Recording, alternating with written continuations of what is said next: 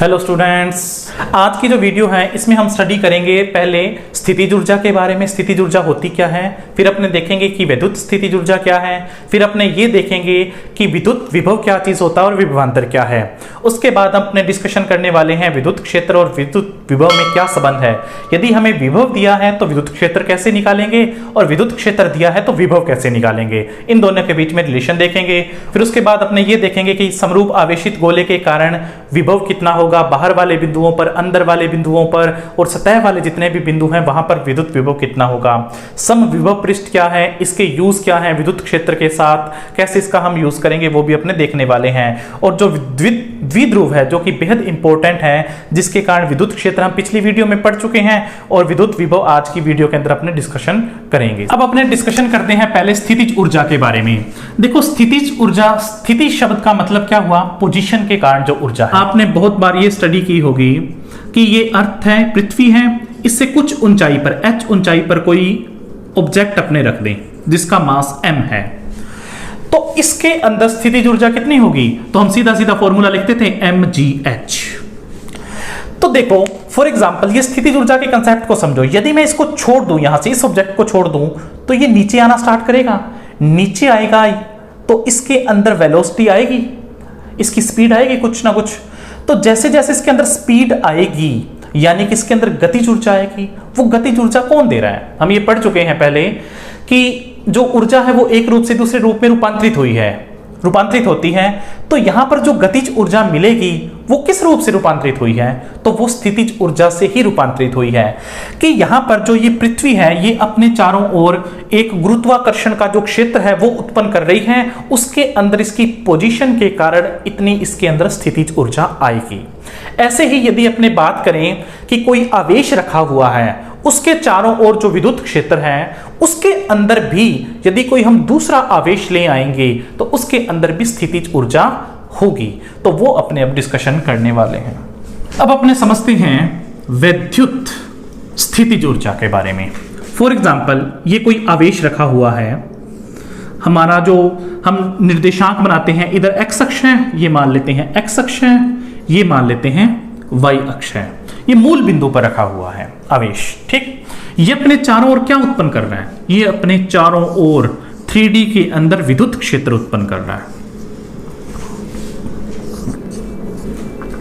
इस विद्युत क्षेत्र के अंदर यदि हम कोई दूसरा आवेश ले आए, चाहे प्लस लाएं चाहे माइनस, लेकिन अपने प्लस लेकर ही डिस्कशन करेंगे। प्लस आवेश लेकर आते हैं, धनात्मक आवेश लेकर आते हैं, तो इन दोनों के बीच में क्या लगेगा, बल लगेगा। हम इसको मूल बिंदु पर ही मानते हैं कि ये मूवमेंट नहीं करेगा। हम फॉर एग्जांपल थोड़ी देर के लिए ऐसा सोच रहे हैं कि ये मूवमेंट नहीं करेगा, ये मूल बिंदु पर ही है। हम इसके पास लाएंगे तो इस पर क्या लगेगा, प्रतिकर्षण बल लगेगा। तो उस बल के कारण जो इसके अंदर स्थितिज ऊर्जा आएगी उसी को ही हम कहते हैं विद्युत स्थितिज ऊर्जा। जब ये अनंत पर होगा, बहुत दूर होगा, यानी कि उस कंडीशन में दोनों पर कोई बल नहीं लगेगा, तो उस कंडीशन में जब दोनों पर कोई बल नहीं लगेगा तो उस कंडीशन में स्थितिज ऊर्जा कितनी होगी, जीरो होगी। जब अनंत पर होगा तो स्थितिज ऊर्जा कितनी होगी, जीरो, क्योंकि बल नहीं लग रहा, बल नहीं लगेगा तो स्थितिज ऊर्जा जीरो हो जाएगी। लेकिन यदि हम इसके विद्युत क्षेत्र के अंदर किसी बिंदु पर ले आएंगे, इस बिंदु पर ले आते हैं, इस बिंदु पर ले आते हैं, तो इस एक बिंदु पर अलग होगी, इस एक बिंदु पर अलग होगी, स्थिति बदलने से इसकी स्थितिज ऊर्जा चेंज हो जाएगी। ये है आवेश प्लस क्यू जो अपने चारों ओर क्या उत्पन्न कर रहा है, विद्युत क्षेत्र उत्पन्न कर रहा है, ठीक। इस तरीके से कोई आवेश है दूसरा क्यू नॉट, ये आवेश है, ये इसके विद्युत क्षेत्र के अंदर ला रहे हैं हम, कहां से, अनंत से, इन्फिनिटी से इसके अंदर ला रहे हैं। तो हमें क्या करना पड़ेगा, वर्कडन करना पड़ेगा। वर्कडन क्यों करना पड़ेगा, क्योंकि ये प्रतिकर्षण लगा रहा है, ठीक। तो वर्कडन जो हम करेंगे वो कैसे लिखा जाएगा, वर्कडन होता है, वर्कडन का जो फॉर्मूला होता है, फोर्स जो हम लगा रहे हैं एक्सटर्नल है यानी कि बाह्यबल है, इसको लिखेंगे बाह्यबल, और वर्कडन यानी कि कार्य कैसे लिखा जाएगा, डॉट में, यानी कि इसका अदिश गुणनफल होगा किसके साथ, विस्थापन के साथ। यदि थोड़ा सा विस्थापन किया है तो वर्कडन भी क्या होगा, थोड़ा सा होगा, यानी कि कार्य थोड़ा सा होगा, तब हम इसको dw लिखते हैं। इस तरीके से लिखा जाता है, ये इसका बेसिक फॉर्मूला होता है। यदि हमने इस अनंत से इस बिंदु तक लाए हैं, मान लेते हैं ये बिंदु है जिसकी यहां से जो पोजीशन है वो r है, ये मूल बिंदु पर है, इसके पोजीशन यहां आर है, यहां पर लाकर हमने इसको यहां पर लाकर यहां पर रख दिया इस बिंदु पर। तो उस कंडीशन में जो ये कहां से लाए अपने स्टार्ट करके इसको इन्फिनिटी से लाते लाते लाते यहां तक रख दिया। तो यदि हमें पूरा कार्य निकालना है तो हमें इसका क्या करना पड़ेगा, समाकलन करना पड़ेगा, यानी कि इंटीग्रेशन करना पड़ेगा। तो हम इसको कैसे लिखेंगे, F by dot D R, और इस तरीके से पूरा कार्य आएगा यहां तक। अब देखो जो हमें कार्य करना पड़ रहा है वो क्यों करना पड़ रहा है, क्योंकि इधर से प्रतिकर्षण बल लग रहा है। प्रतिकर्षण बल लगने के कारण हमें इधर से बाह्य बल लगाना पड़ रहा है। यदि हम बहुत स्लो स्पीड से लाते हैं उस कंडीशन में क्या होगा, इधर से लगने वाला बल और हमारे द्वारा लगाया गया बल जो बाह्य बल होगा वो लगभग सेम होगा। वो क्या होगा, सेम होगा। तो इस फॉर्मूले को हम ऐसे भी लिख सकते हैं, इस फॉर्मूले को लिख सकते हैं एफ, कौन सा, जो ये वाला लग रहा है स्थिर वैद्युत बल लग रहा है, इसकी डायरेक्शन क्या है, उल्टी, तो इसके आगे हम माइनस का साइन भी लगा सकते हैं। इसको क्या लिखेंगे, स्थिर वैद्युत बल यानी कि इलेक्ट्रोस्टैटिक फोर्स, ई लिख दें, एफ डॉट डी आर। ये फॉर्मूला भी हम यूज करेंगे। और एक बिंदु से कहां तक, एक बिंदु से दूसरे बिंदु तक ले जाने के लिए जो हमने वर्क डन किया है, इन्फिनिटी से किसी आर पोजीशन तक हमने लाने के लिए जो वर्क डन किया है, इस तरीके से हम इसको कैलकुलेट करेंगे। वर्क डन का फॉर्मूला निकालते हैं, यानी कि जो हमने कार्य किया है, एक्सटर्नल फोर्स ने जो कार्य किया है वो कितना था, वो हम इस मेथड का यूज करके निकाल सकते हैं। W is equal to minus, क्योंकि हमने बाह्य की जगह इलेक्ट्रोस्टैटिक फोर्स का यूज किया तो यहां पर साइन माइनस का, बाह्य बल तो इधर लगा था, ये इधर लग रहा था, इसलिए हमने यहां पर क्या लगा दिया, माइनस का साइन लगा दिया। अब देखो इसका फॉर्मूला क्या होता है, इसका फॉर्मूला जो बेसिक लिखा जाता है के क्यू नॉट अपॉन में आर स्क्वेयर, और ये है डॉट डी आर। तो डिस्प्लेसमेंट और बाह्य बल की दिशा एक होने के कारण दोनों के बीच में जो कोस थीटा लिखा जाएगा, जो अदिश गुणनफल क्या आता है, थीटा की वैल्यू 0 होगी तो कोस 0 की वैल्यू क्या हो जाएगी, 1 होगी। तो हम इसके साथ कोस थीटा को छोड़ देंगे क्योंकि उसकी वैल्यू 1 हो गई। तो W का जो फॉर्मूला मिलेगा माइनस के क्यू नॉट अपॉन में R square, sorry R square ये अंदर रहेगा क्योंकि ये वेरिएबल है, जो कॉन्स्टेंट्स है हमने उनको बाहर लिख लिया, और यहां लिखेंगे डी आर। कहां से कहां तक, इन्फिनिटी से आर। जब इसका इंटीग्रेशन करेंगे यानी कि समाकलन करेंगे तो इसका फॉर्मूला बनेगा 1 अपॉन में आर की पावर, देखो यहां पर कितनी है, -2 है ना, आर की पावर -2 है तो आर की पावर -1 और अपॉन में आएगा -1, और इसकी लिमिट्स पुट करेंगे यहां आर से लेकर इन्फिनिटी तक। तो W इज इक्वल टू, तो ये माइनस और माइनस ये क्या हो गए, प्लस के क्यू नॉट, ये वाला माइनस और ये वाला माइनस, तो आर की पावर 1 अपॉन, आर की पावर है -1 तो इसको लिखेंगे 1 अपॉन में आर -1 अपॉन में इन्फिनिटी। तो 1 अपॉन में इन्फिनिटी यानी कि 1 अपॉन में अनंत, इसकी वैल्यू क्या हो गई, इसकी वैल्यू हो गई 0, और ये अपॉन में आ जाएगा आर। तो ये वर्क डन का फॉर्मूला हो गया जो इन्फिनिटी से आर बिंदु तक लाने के लिए हमको करना पड़ा। जब किसी सिस्टम पर कार्य किया जाता है तो वो ऊर्जा के रूप में संचरित हो जाता है, ये आप पढ़ चुके हो।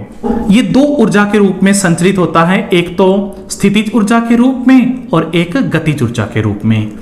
हमें इस पूरे डेरिवेशन के अंदर जो ऑब्जेक्ट को लाना है इस तरीके से लाना है कि उसकी गतिज ऊर्जा के अंदर कोई परिवर्तन ना हो, यानी कि डेल्टा के क्या हो, 0 हो। तो उस कंडीशन में हमें क्या लिखना होता है, वर्क डन यानी कि कार्य होगा वो किसके इक्वल हो जाएगा, वो स्थितिज ऊर्जा में परिवर्तन के बराबर हो जाएगा। स्थितिज ऊर्जा में परिवर्तन ये लिखी जाएगी फाइनल माइनस इनिशियल, यानी कि अंत में कितनी है, अब कितनी है, और ये शुरू में कितनी थी, उन दोनों का डिफरेंस लिया जाएगा। तो ये देखो कि अब जो है, सॉरी, ये वर्क डन का जो हमने कैलकुलेट किया है ये है क्यू नोट अपॉन में आर। यू एफ की जो वैल्यू है वो कितनी है, वो हमको कैलकुलेट करनी है कि यहां पर स्थितिज ऊर्जा कितनी है। इनिशियल में ये कहां था, बहुत दूर था, तो कोई फोर्स नहीं लग रहा था, इसलिए स्थितिज ऊर्जा कितनी थी, 0 थी। यानी कि अब इसकी जो स्थितिज ऊर्जा का फॉर्मूला होगा वो लिखा जाएगा UF इज इक्वल टू के Q not Q nought upon में आर, जो अब की इसकी डिस्टेंस है, ये वाली डिस्टेंस है। तो ये स्थितिज ऊर्जा का हमारा फॉर्मूला है जो हमें बार बार काम में लेना है। अब है महत्वपूर्ण बिंदु। स्थितिज ऊर्जा का फॉर्मूला था के क्यू नॉट अपॉन में आर, ठीक है। यदि सिस्टम के स्थितिज ऊर्जा हमेशा सिस्टम के होगी, यानी कि कम से कम 2 आवेश होने चाहिए, कभी भी किसी एक आवेश के कारण स्थितिज ऊर्जा नहीं हो सकती। जब सिस्टम के अंदर कम से कम 2 आवेश होंगे तो स्थितिज ऊर्जा को हम डिफाइन करते हैं, और उस स्थितिज ऊर्जा का फॉर्मूला क्या लिखा जाएगा, U इज इक्वल टू के Q not Q1 Q2 upon में R, या ऐसे भी कह सकते हैं U इज इक्वल टू के Q1 Q2 अपॉन में R। R क्या होगी, इन दोनों आवेशों के बीच की दूरी होगी। मान लो किसी सिस्टम के अंदर 2 या 3 या 4 आवेश पड़े हैं। पहला आवेश यहां पड़ा है Q1, दूसरा आवेश यहां है Q2, ये आवेश है Q3, ये आवेश है Q4। तो आपसे पूछा जाए कि बताओ स्थितिज ऊर्जा, इस पूरे सिस्टम की स्थितिज ऊर्जा कितनी होगी।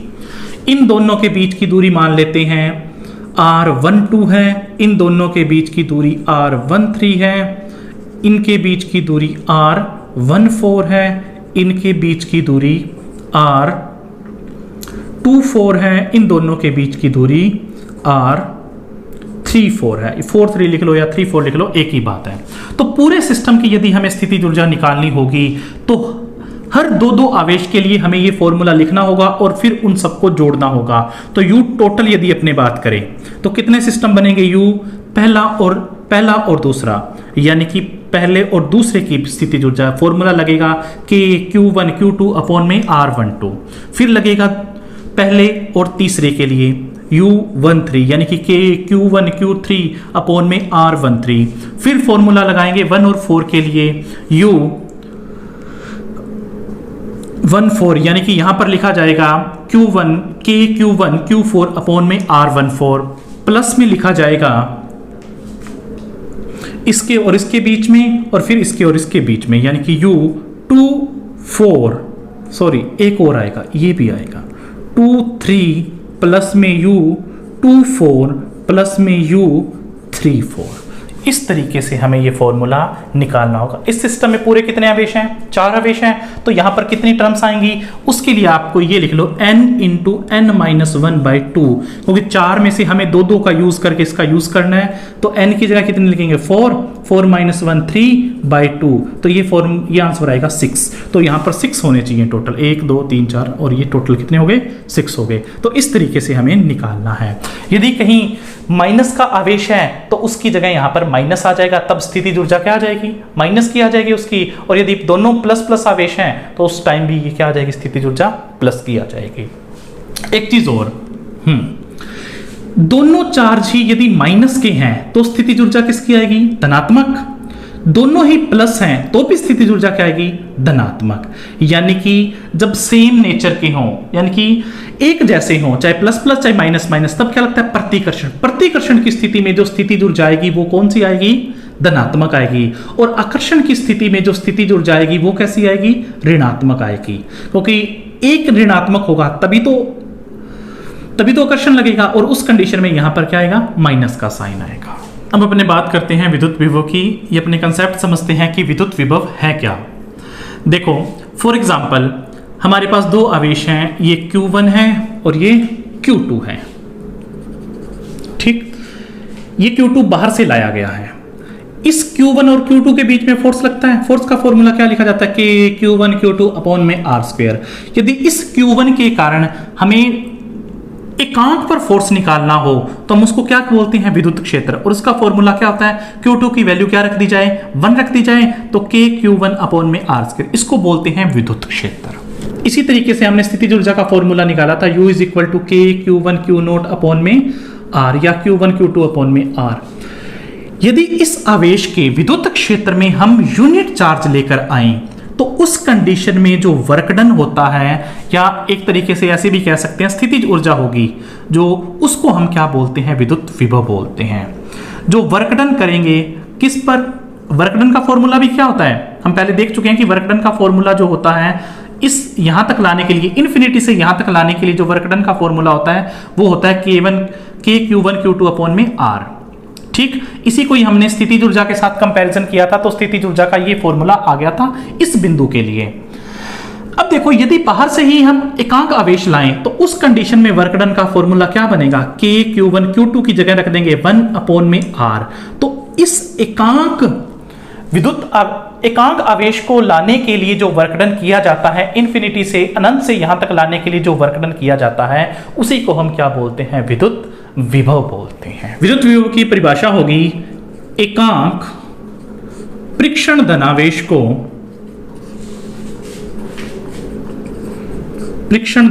को अनंत से विद्युत क्षेत्र में किसी बिंदु तक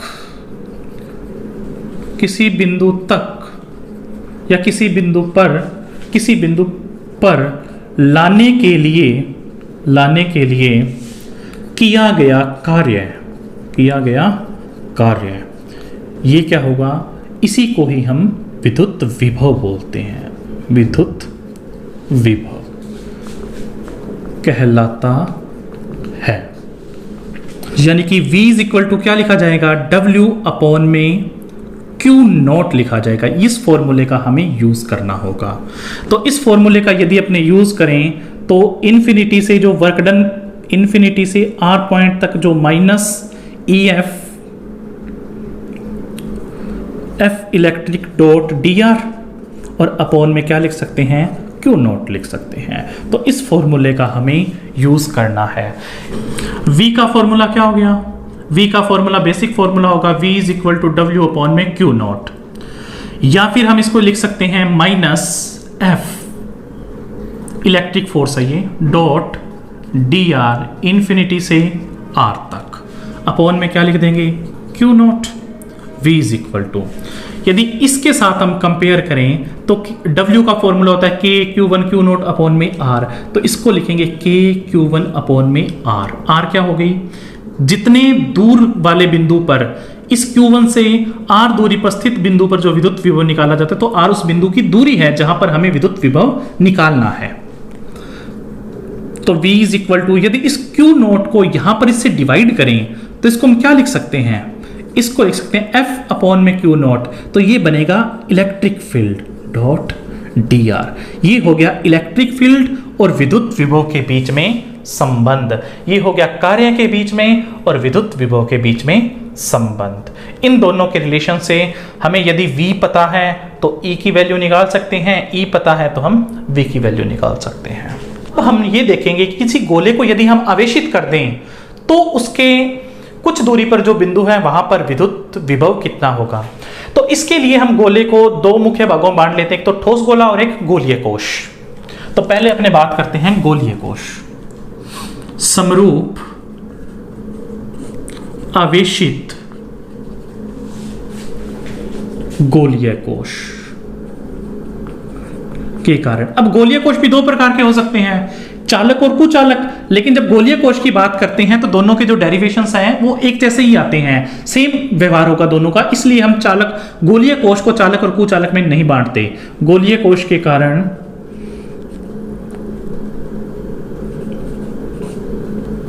समरूप आवेशित गोलीय कोश के कारण विद्युत विभव। तो ये कोई गोलीय कोश है जिसको हमने आवेश दे रखा है बाहर।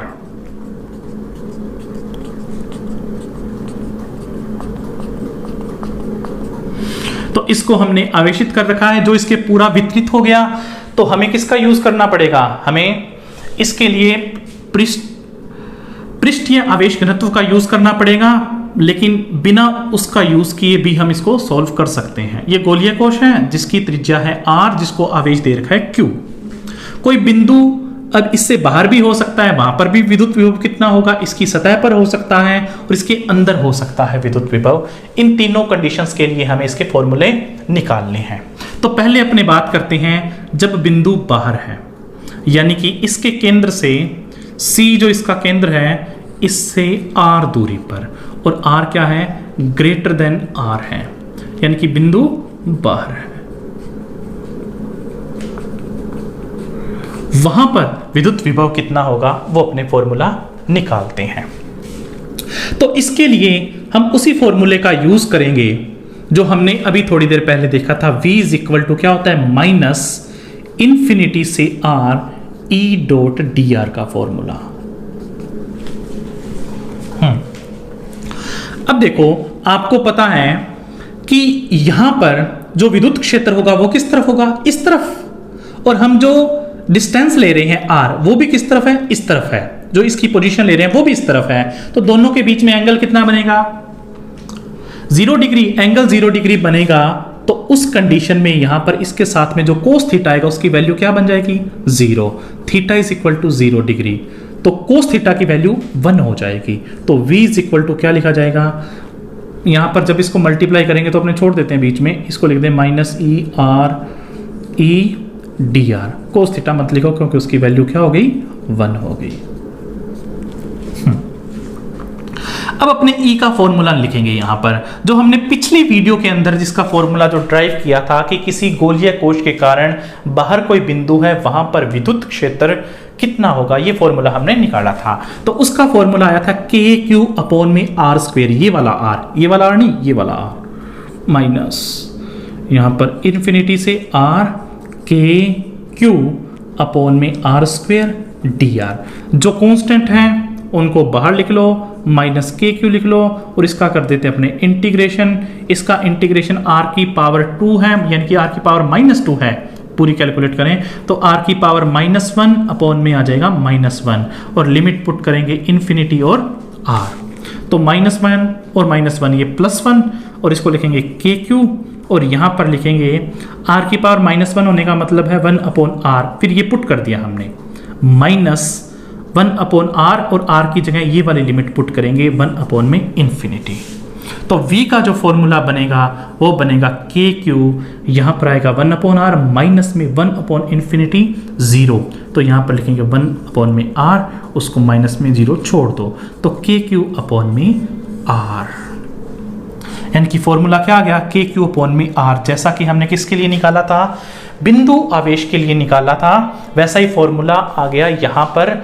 ऐसे गोलीय कोश के बाहर यदि कोई बिंदु है तो वहां पर फॉर्मूला क्या बनेगा, के क्यू अपॉन में आर। अब देखो, जैसे जैसे आर बढ़ता जाएगा, यानी कि बिंदु दूर होता जाएगा इस गोले से, वैसे वैसे विभव क्या होता जाएगा, कम होता जाएगा। अब बात करते हैं जब बिंदु सतह पर है तो R इज इक्वल टू क्या हो गया, R। उस कंडीशन में फॉर्मूला क्या होगा, देखो ये बिंदु बाहर है तो यहां पर फॉर्मूला हमने कैलकुलेट किया था के क्यू अपॉन में R। हम इसके पास जाते हैं, पास, यहां पर बिल्कुल बिंदु है जो इसके जस्ट बाहर है यहां पर, तो वहां पर इस R की वैल्यू किसके इक्वल हो गई, इस R के इक्वल हो गई। यानी कि हम यहां पर निकालते हैं V इज इक्वल टू के क्यू अपॉन में R। तो यानी कि सतह पर जो बिंदु होंगे वहां पर जो विभव होगा वो कितना होगा, के क्यू अपॉन में R होगा। अब अपने तीसरी कंडीशन पर आते हैं, जब बिंदु अंदर है, बिंदु अंदर है। बिंदु अंदर होने का मतलब कि यहां पर कोई बिंदु है और इसकी ये दूरी है। इस कंडीशन में R जो होगा वो इस रेडियस से क्या होगा, कम होगा। तो बेसिक अपने फॉर्मूला अप्लाई करते हैं कि जो बेसिक फॉर्मूला होता है माइनस इन्फिनिटी से R पॉइंट तक E डॉट डी आर। अब देखो कि E का जो फॉर्मूला होता है के क्यू अपॉन में आर स्क्वायर, वो यहां पुट नहीं कर सकते हमें। क्यों, क्योंकि इलेक्ट्रिक फील्ड का जो फॉर्मूला होगा बाहर तो रहेगा के क्यू अपॉन आर स्क्वायर, लेकिन यहां पर सतह पर आते अंदर कुछ कंडीशन में चेंज हो जाएगा फॉर्मूला। तो दो अलग अलग स्थितियों में अलग अलग फॉर्मूले हैं, तो इसको हम दो पार्ट्स के अंदर डिवाइड कर लेते हैं। एक तो माइनस इन्फिनिटी से आर, सॉरी माइनस इन्फिनिटी से यहां तक आर तक, रेडियस सतह तक, ई डॉट डी आर, ठीक।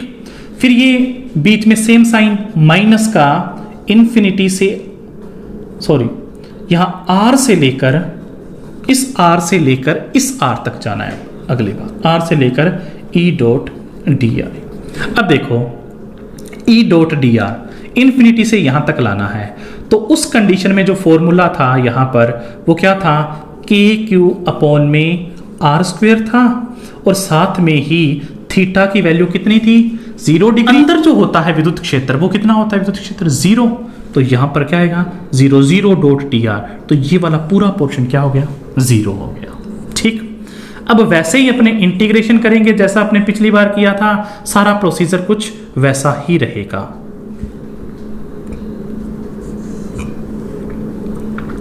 इंटीग्रेशन करेंगे तो माइनस के क्यू बाहर आ गया, इसका इंटीग्रेशन होगा -1 और जो पावर होती है वो नीचे आएगी और इस तरीके से इन्फिनिटी से लेकर r तक।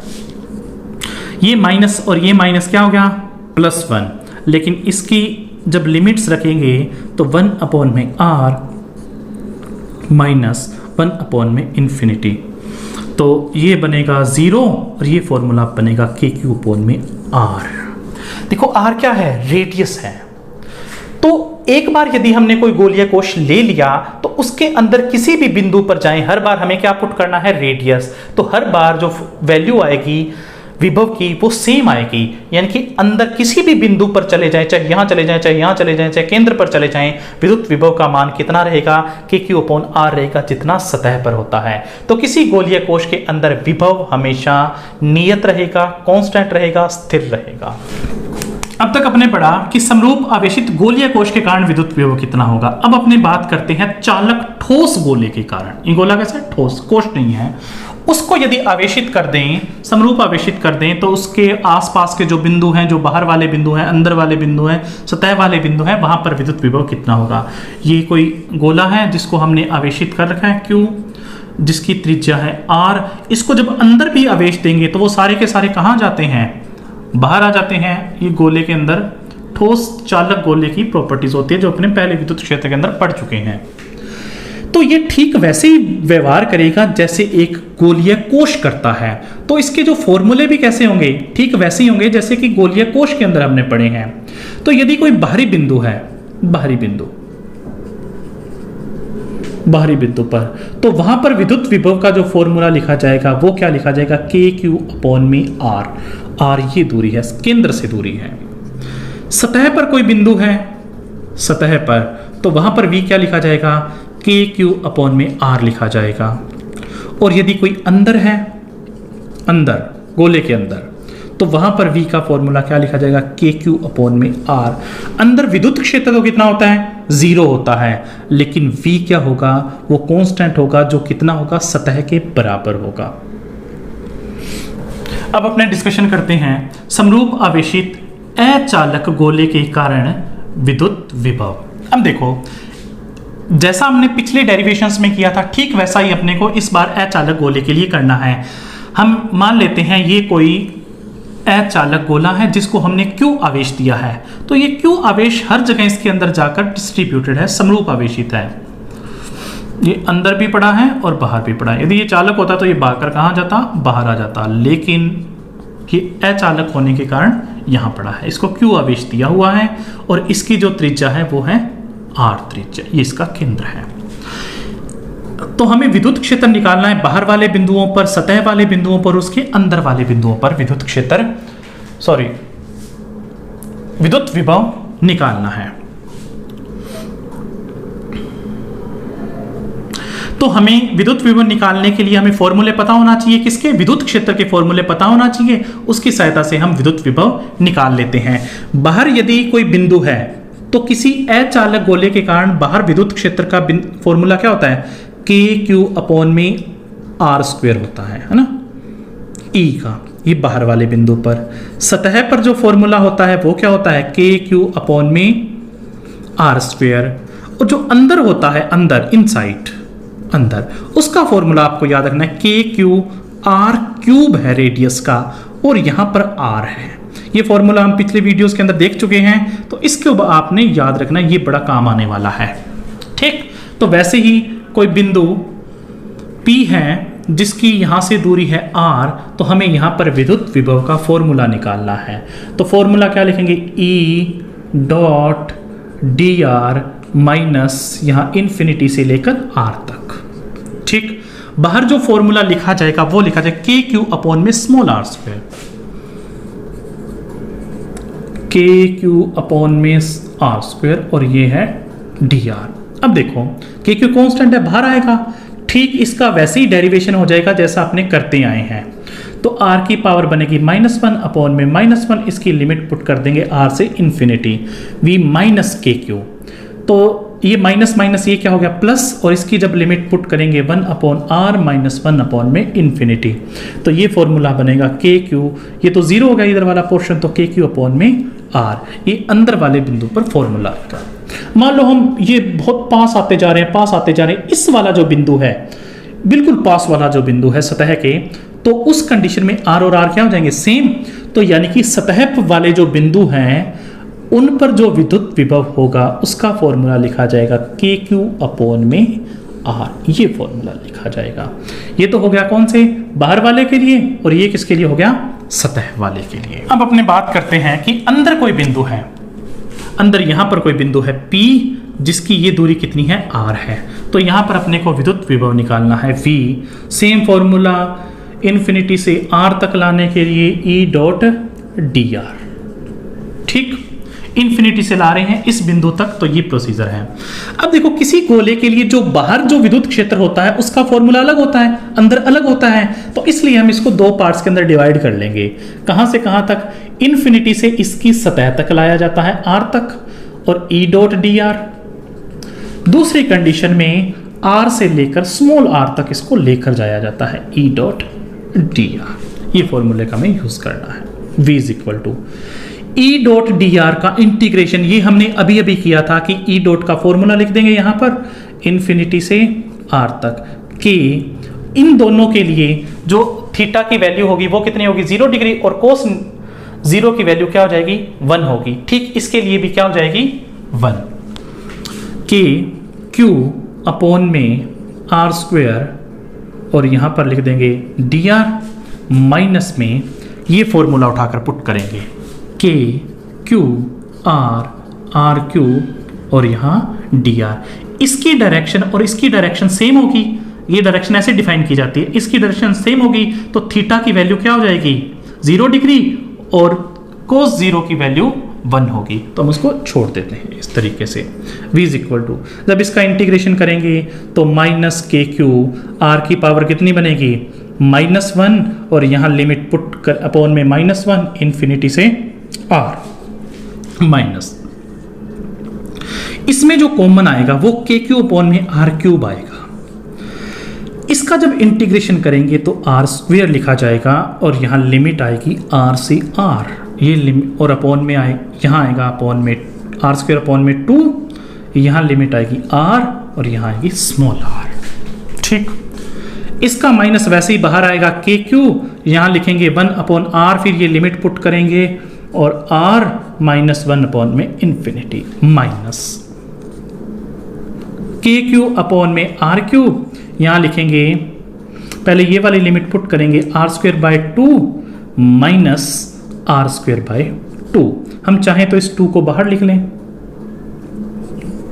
ये हो गया 2 बाहर, ठीक। अब इनको अरेंज करते हैं, v इज इक्वल टू के क्यू अपॉन में r, ये वाला, ये तो 0 हो गया, माइनस अंदर मल्टीप्लाई करते हैं, के क्यू आर स्क्वायर अपॉन में 2r क्यूब, माइनस के क्यू 2r क्यूब, और यहाँ r स्क्वायर, ये माइनस माइनस प्लस हो गया, यहाँ r स्क्वायर और r में से एक कैंसिल हो जाएगा। v इज इक्वल टू के क्यू आर, इसको उठाकर मैं यहाँ लिख देता हूँ, प्लस में के क्यू अपॉन में 2r हो गया, यहाँ